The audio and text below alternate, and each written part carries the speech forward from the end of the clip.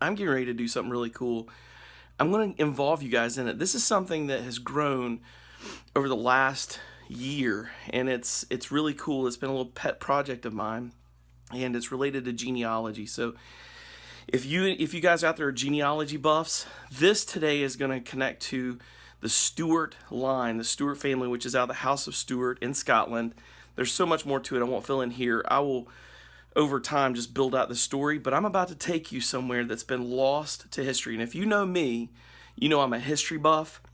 I'm a Patriot buff, and I am big on genealogy and history and that kind of stuff with my family. I love it. It's so much fun, and I'm out there looking for stuff on revival history and church history. I love that stuff. So today I'm going to take you somewhere that's been lost and forgotten that I found, and I'm going to tell you the story about it because we're going public with it. We've kept it low key. I'm getting ready to release it to the area leaders in this county. I'm going to release it to the historians. We're going to release this information. It's coming out, and I can't wait to see what happens as this place is restored, and it's at just the right time. That story's coming. I'll tell you about it in a minute when we go. So I got to tell you how excited I am to do this. We're going to hop in the truck right now, and we're going to take off across to a backside of a farm that I knew of because my coach, my football coach when I was in 6th grade, had a property that he lived in at the end of the road of this property. And I didn't realize it was connected to this old Morrison farm. And so here's the cool thing. That house got bought by the name of Bob Jones, who's prophetic and spoke in IHOP and Bethel and all these other places. So, hey, you guys, I know if you know of Bob Jones or Bob Jones spoke into your life. I peed in Bob Jones' pool when I was a kid. I used to go swimming over at Coach Carey's, and Coach Carey's old house got bought by Bob Jones, and Bob lived there the rest of his days until he went on to be with Jesus. At the end of that road, this is what's so interesting. Bob Jones put his house there. At the end of that road where he lived, if you go back in and you circle back in the back of the farm, boom, right back there is my Patriot ancestry and graves. There's a Patriot graveyard in the woods that I found. So here's the story. I was in Maryland researching my Patriot ancestry. I found James Stewart, who came into Virginia, run off by Indians, Native Americans, out of Virginia, and he came down here to Iredell County, which was Rowan County back then, settled and brought his family.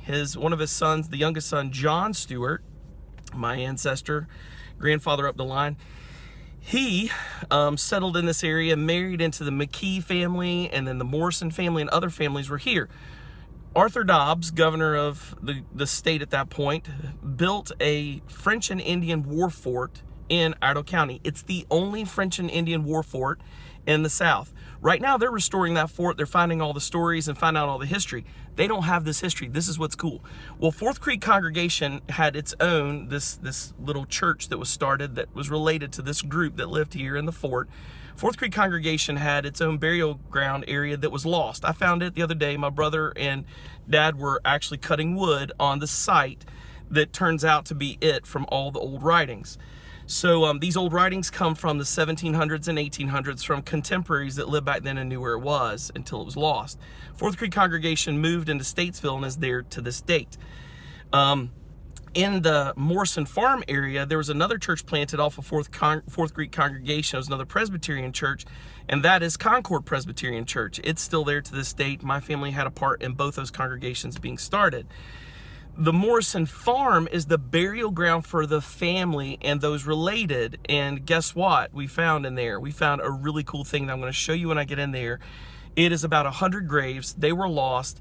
I got online searching it out, found the registry at the federal government level where they were registering where Patriot graves were. So they had registered that my ancestor's Patriot grave, because he was a Revolutionary War soldier, he was buried in that graveyard. Well, there was no map, no information, nor address or anything about that graveyard until I got online and started really searching in other old documents.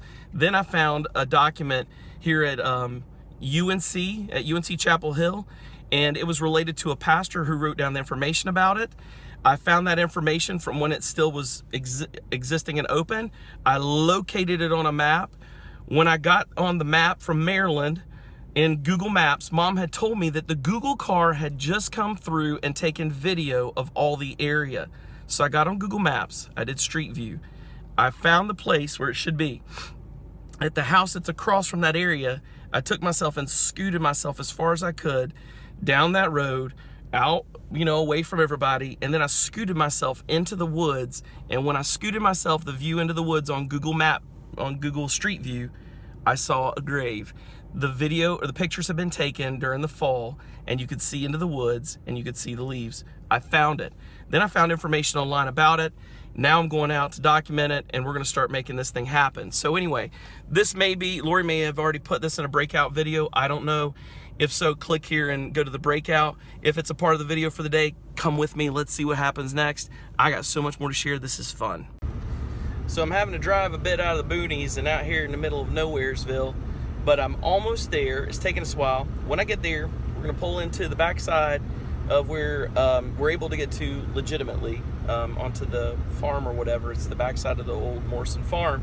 And then from there, I'll go in the woods where we're allowed, and I'll show you where the cemetery is. Now, I've got to get a hold of the old farmer that owns this. I don't think they still run it. It's been sitting here forever, and see if I can get the rights to restore it. But for right now, I'm just happy to have found it. I've already taken a record of all of it and gotten pictures and everything, and so that's really cool. And guess what? We're turning in now. So right in there, in this grown-up area, is Coach Carey's old house where Bob Jones bought. That's where he lived. And now we're going on down in here to the backside of Old Morrison Farm. So we're gonna go back in behind this whole subdevelopment. So as the story goes, I was on Google Street View and I looked and I saw the backside of this old farm right here. And I pushed myself out in these woods, which we're gonna go on into for a minute. And I found gravestones from their pictures, which is pretty cool. I mean, it's good deep in there, but the pictures, those videos, whenever the leaves are gone here, could see way in there. So let's go in and look.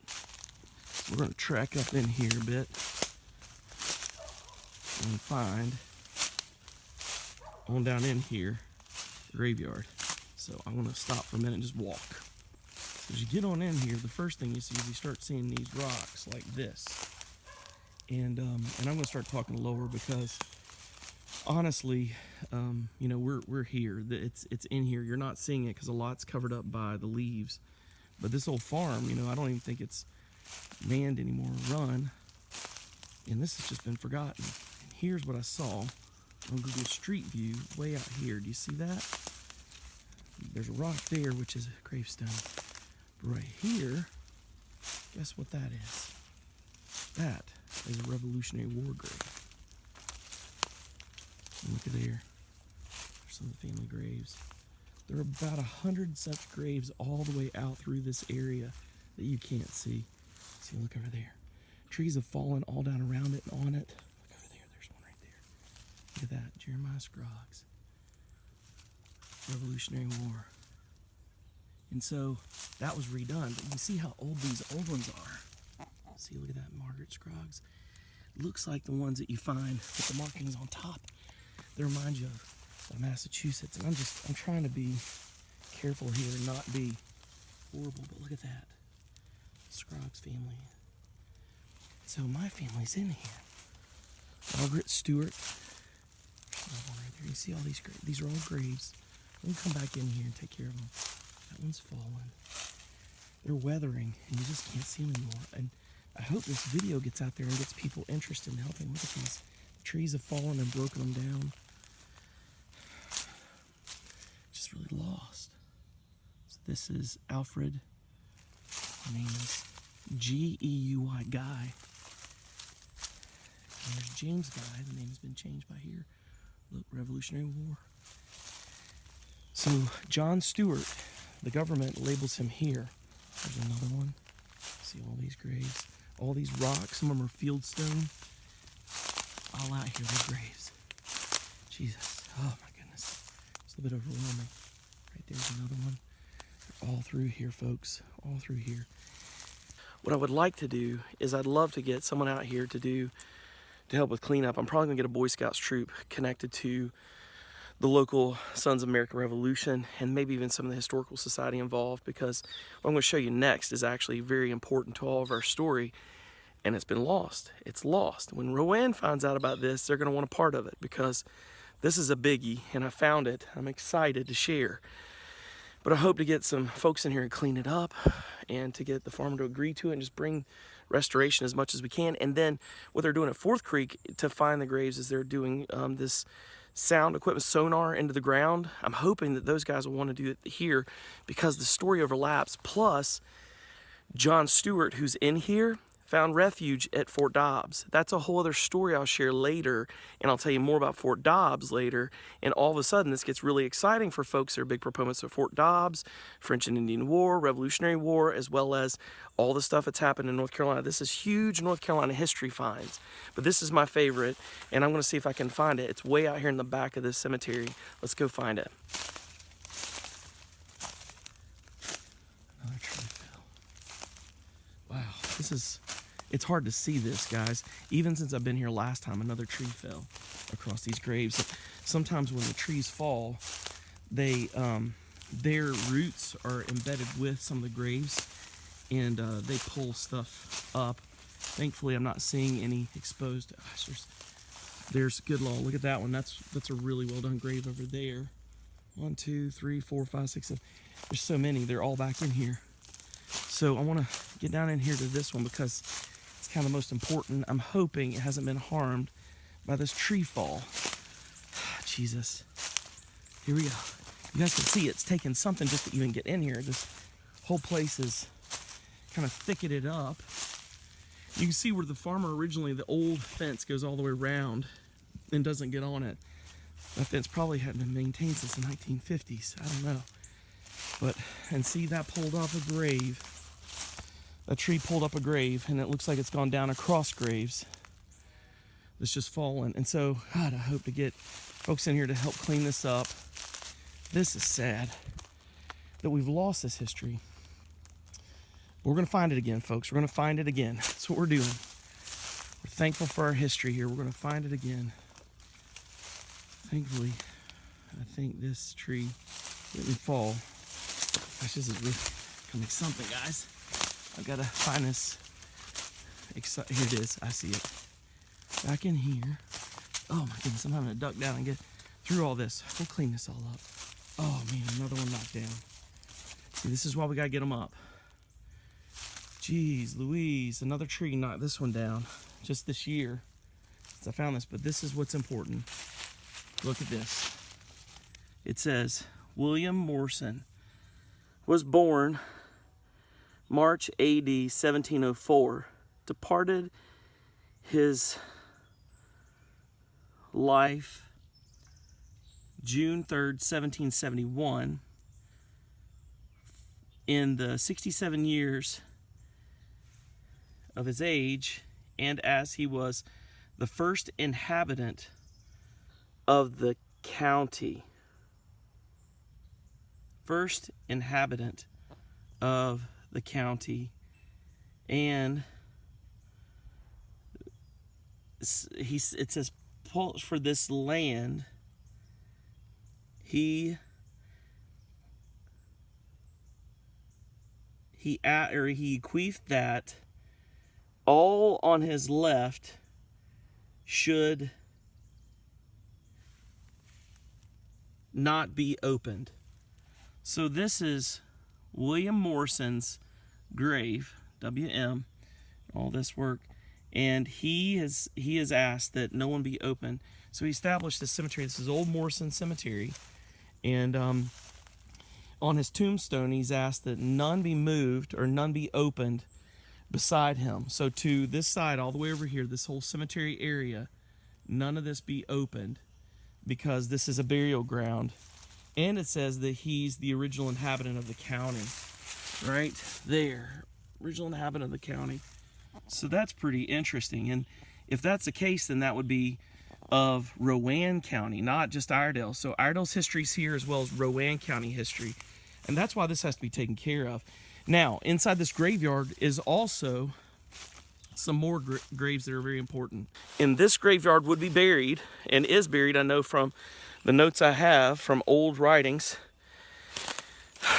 some of John Stewart's family and cousins and uncle, the ones that were killed during the Indian uprising by the Cherokees when folks were escaping to get into Fort Dobbs. So the stories that they tell at Fort Dobbs about the kid who was halfway scalped and survived, as well as the people that died. The people that died from that attack were foraging in this area when they went for miles all the way over to Fort Dobbs, and they are buried in here as well.